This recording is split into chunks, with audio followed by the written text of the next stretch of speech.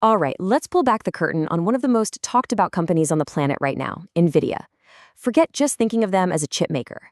They're positioning themselves as the company building the entire factory for the future of AI. So let's get into it.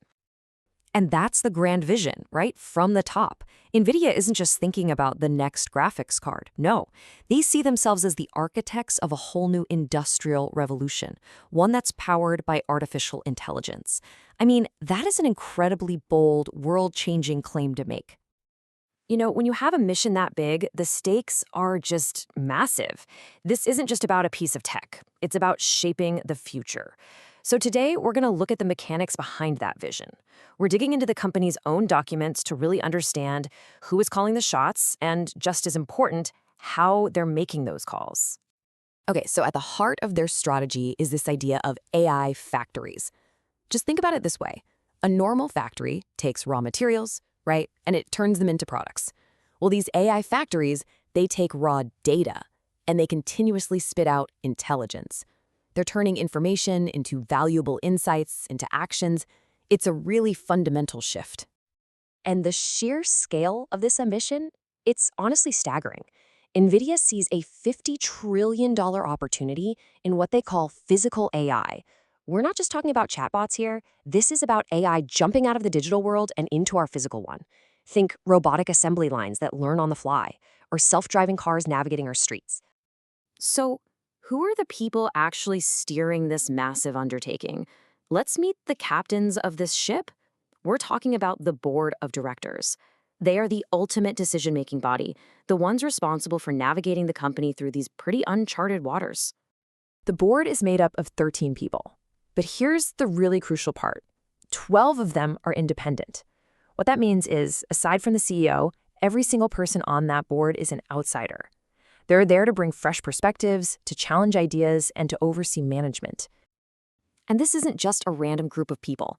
The company's own documents lay out a skills matrix, which is what this table is based on. It shows you exactly the kind of expertise they value. Everything from senior leadership and deep technical know-how, which someone like former NASA Director Ellen Ochoa brings, to serious financial and governance experience.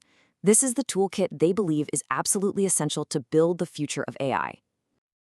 Okay, so we've covered the who. Now let's shift to the how. Every ship needs a rulebook, a set of navigation charts, and for a corporation, that's its governance policies.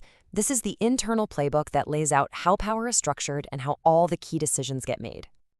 And when you look through NVIDIA's rulebook, a pretty clear theme emerges: accountability. Specifically, accountability to the owners of the company, the shareholders. Things like having an independent lead director, making directors get re-elected every single year by a majority vote, and actively reaching out to major stockholders, it's all designed to make sure the board is listening and can be held responsible. And here is a fantastic example of that in action. In the past, if you wanted to change certain big rules, you needed what's called a supermajority, basically a really, really high bar to clear. Well, after getting feedback from stockholders, the board is now saying, let's get rid of that. They're making it easier for a simple majority to make a change. It's a real shift toward giving shareholders a louder voice. But that does not mean everyone agrees all the time. The annual shareholder meeting isn't just some stuffy formality. It's a forum for real live debate. This is where shareholders get to challenge the board and even propose their own rule changes, putting key issues up for a company-wide vote. So let's look at the first big point of disagreement. A group of shareholders wants to make it easier to call a special meeting. They argue that in a crisis, you can't be expected to wait a whole year. But the board is pushing back. They're saying the current rule is a necessary safeguard to protect the company's long-term plans from disruptive short-term activists. Next up, there's a debate about what should happen when a director isn't popular with shareholders. A shareholder is proposing that if a director fails to win a majority vote 2 years in a row, poof, they should be automatically out. The board argues that its current process, where a director offers to resign and the board gets to decide, is actually better because it lets them make a more nuanced decision instead of being forced into a rigid one-size-fits-all rule. And the final debate is all about transparency. Shareholders are asking the company to release its workforce data in a very specific, government-standardized format. The idea is that this would make it super easy to compare diversity numbers across different companies. The board's response is, basically, we already publish a ton of data in our own format, and we actually think it gives a much more insightful picture of our workforce. So why does any of this matter? Because a company's grand futuristic vision isn't just dreamed up in some lab.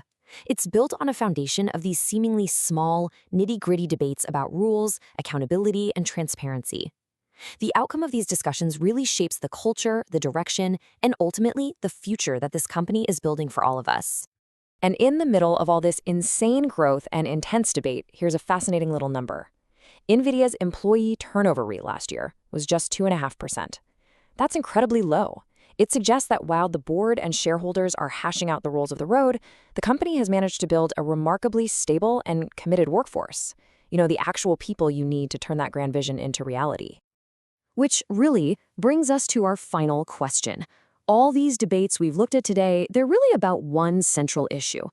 As a single company plays such a pivotal role in building the infrastructure for global intelligence, who truly gets to decide how that future gets built? Is it the board, the shareholders, or maybe someone else entirely? Thanks for joining us.